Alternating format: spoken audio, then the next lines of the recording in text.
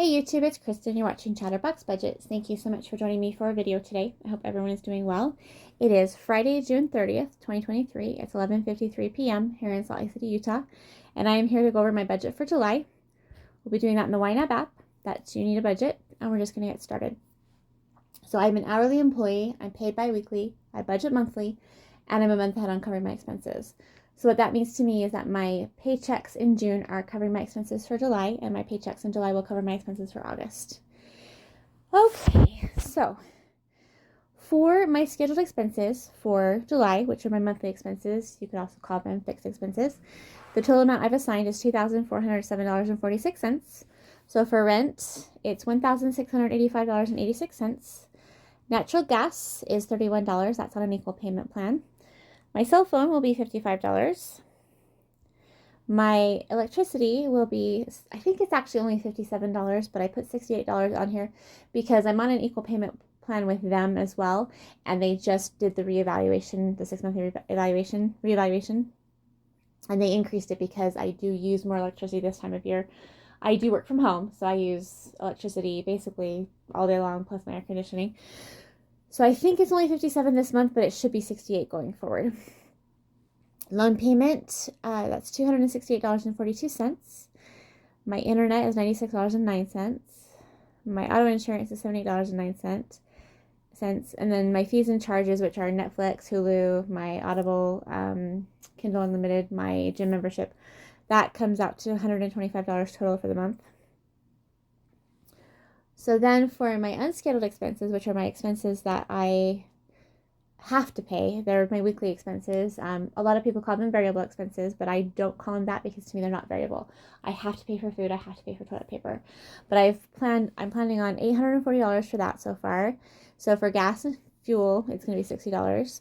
For groceries, it's going to be $500. I don't think I'll use $500. I'm trying really hard to just eat what I have at home already.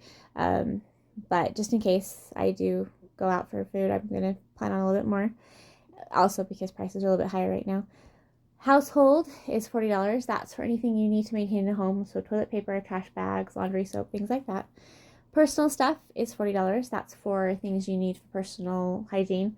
So toothbrush, toothpaste, deodorant, stuff like that. Pet stuff is $200, and that's anything for my cat and dog. Their daily needs. So cat food, dog food, treats, kitty litter, things like that. Okay, and then for my other expenses, these are things that are just kind of random. I've assigned $615.68. So for my miscellaneous funds, I've done $500. Miscellaneous is basically stuff that is not necessarily my spending. So I am planning on spending $400, a little bit less than $400, on baby formula for my 5-month-old grandson. He'll actually be 6 months old. I've been purchasing his formula for his parents to help them with the cost of living with having a newborn and having hospital bills, things like that. So that's just how I'm helping them, and I won't have to be paying as much once he starts on baby food. But in the meantime, I'm just covering that for them, and so yeah, I'm trying to free up their funds so they can pay for the hospital bills that they need to pay and daycare and stuff like that. Okay, so then my HSA fund, so that's my health savings account. I'm only planning on $115.68.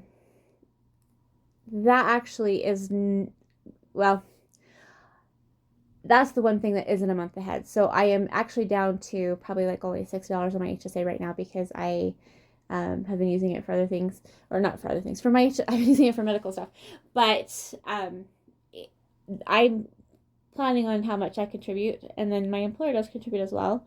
But because my son is coming off my insurance as of tomorrow, and they contribute to my HSA based on him being on the plan as well, I think their contribution will change, and I'm not exactly sure how that's going to work out. So in the meantime, I'm only going to plan on how much I contribute, since that's a guarantee. And then my contingency funds, which are my version of the emergency funds, I'm not putting anything there right now. There's just no point. There's just too many things going on, too much happening. I've got to pay for other stuff that is a priority to me. So the regular expenses, which are freedom funds, which are my version of sinking funds, I've assigned $612.64. Auto care, nothing. Clothing, $300 because I do need to buy a mother of the groom dress for my son's wedding in October. Electronics is $212.64. That is to pay for my Best Buy purchases from like a year ago that I did on Affirm. My last payment's in August. And then I did buy a new cell phone last year through Cricket. Well, no, my Cricket is my wireless provider, but I used Affirm. And so I don't have any interest on that one.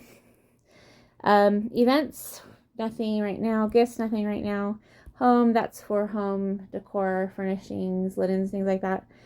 That one, nothing. Pet care right now, nothing. I do need to take my dog and my cat to the vet in October, but I'm not worrying about it right now because October is just got a lot going on. Self-care is $100 because I do have a hair appointment in July. Shopping, not planning anything right now. I'm sure I will probably spend some money later. Travel, $0. Let's close that one up. Okay, so annual fees and charges. I'm planning on putting aside $206.26. So for YNAB, that's $106.17 due in May. We'll put $9.66 aside. Walmart Plus, which is $106 due in June of 2024 because I just paid it today. That's going to be $12.50. Emissions Plus, which is $65. That is due in June of 2024. I just paid them for my emissions testing last week. And then the Utah Department of Motor Vehicles, $80, which I actually think I need to increase that to like $86, but that's due next June because I just registered my car. That's $6.67. And then my Blink subscription plus, which is due in August, that's $108, putting $36 in there. Microsoft 365 Personal, $76 is due in August, that's $38.74. I may not be renewing that, I haven't really decided yet. Sam's Club membership, which is $118 due in September. I'm going to put $39.34 away for that one. Google Storage, I don't think this is the right amount. It's supposed to be $163 total. I have 3 different email accounts that I pay for extra storage. And I think the first one's due either August or September, but it should be fine. I just need to check that amount and see if that's the right amount because it seems a little too low with it being due in October. And then Amazon Prime, which is it's $150 due in December. It's $25 right now. That doesn't seem right either, does it? Huh, I'll have to look at that. I might have set those up on like bi-weekly or something, so I'll look at them later. Walmart and Home, which is $50 and due in January. That's an add-on service for my Walmart Plus where they actually deliver to my front door without a delivery fee or a tip required. And they have they have a background check. It's actual Walmart employees that are delivering instead of them having like DoorDash deliveries and stuff. They would deliver to my fridge, except that you have to have a keypad that you can give them the code to so they can enter the house. And so since I can't do that because I live in an apartment, I just have them bring it to my porch. But it still saves me money because instead of spending $7 to $10 a week on the delivery, the tips, I'm only spending $4 a year, so it really does save money. And they'll come pick up my returns. And so I had some things like some baby clothes I purchased for my grandson that he outgrew before we actually used them, I hadn't even opened them yet, with socks and a couple pairs of shorts. So I just returned them to Walmart, and they came and picked them up today. So it's definitely worth the money for me because if I can avoid going into stores and triggering my social anxiety, I will do it. And my compulsive shopping. TurboTax is $150 due in January. That's $21.43 a month. That is what I use for filing my taxes. I've been doing it that way for probably 15 years. And I love it because it takes me a half hour on the first Saturday of February to get everything entered. And then I had my tax return within a week or two this year. Excuse me. Okay, so that's it. I do use credit cards, so I do have some credit card payments that we'll be making. I used to pay my credit cards once a week, and I've switched over to paying them every payday, or with the payday weekend. So basically every 2 weeks. And I just haven't done it yet because I wanted to wait until a couple charges went through. Anyway, and I am still using the credit cards. I have 6. All of them have a different purpose. I do get cash back on all of them. And I was paying my credit cards off completely every 2 weeks. I did get a little bit behind on that because I have been spending more money on stuff for my grandson, like formula, diapers, wipes, stuff like that.